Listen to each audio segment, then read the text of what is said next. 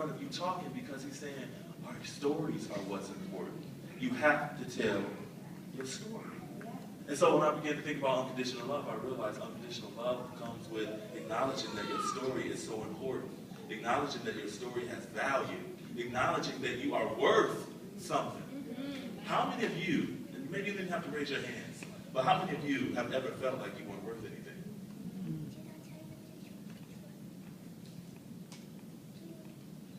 I come in contact with so many young people that feel like they aren't worth anything. They don't realize that their stories are important. I didn't realize my story was important. And I always tell people, I said, if I had a mouthful of rocks, I probably wouldn't speak. And why wouldn't I speak if I had a mouthful of rocks? Because most people, if you have a mouthful of rocks, you're going to spit them out, right? If you have something that doesn't taste good, you're going to spit it out. But I came from a background where I was invisible. I felt invisible. Nobody recognized me. So here I am, an invisible, broken kid who's now brought life into the world. And so instantly I knew, if I wanted this young man who was 7 pounds, 3 ounces, 21 inches long to have a different experience in life, I knew that I had to study.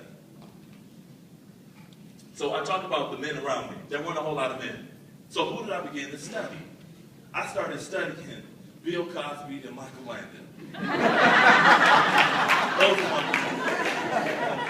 Those were my fathers. And I didn't realize that I was preparing for the test, not only by studying them, but dealing with that stuff that was going on with me internally. Because internally, I was hurt. I wanted my father. I looked for him in all kinds of people.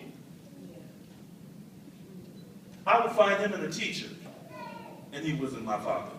I would find him in men's shadows. I would be in a car driving, hoping that I would bump into my father. So I was imagining this man